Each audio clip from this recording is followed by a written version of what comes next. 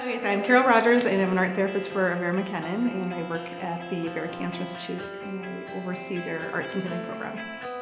I actually started out in medicine, and once I was in school, I realized I wasn't quite cut out for the chemistry. So I was in a class at college, and they had an art therapist come talk about her job and what she did, and it made sense to me. It kind of married the medical aspect of what happens in our brains and our bodies, and how the artwork we create relates that, and so it made sense to me, and I thought it was a pretty cool profession. It was unique.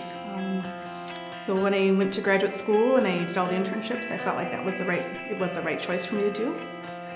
I think because you can take a very difficult, stressful situation, you introduce something they hadn't expected, to get to do art or to listen to music or participate in any creative genre at all, and then see them change and see them reframe the scary time to something enjoyable and fun, and see a relief and see the anxiety go away, and when they say thank you and they look forward to seeing you again, you know they've been successful.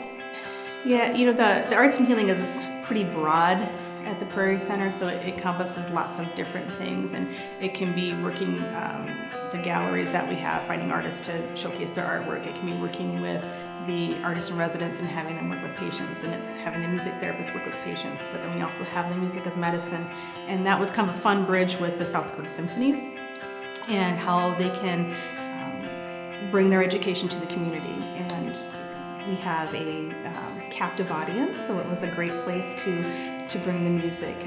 Everything we do at the hospital is always evidence-based, so what that means is if it's proven to be helpful, we can bring it to the hospital. And there is lots of research that shows how music influences and helps patients. And so for them to come to us once a month for their 9-month contract from September to May, I guess, is when they come. They provide a half-hour performance for anybody in our quarry on our stage, and it's been wonderful. But they don't just stay at the ACI, they go to behavioral health, they go to Prince of Peace as well, and that's just been a really fun collaboration. People never expect to see these world-class musicians, and to get to do that for free, it's been amazing.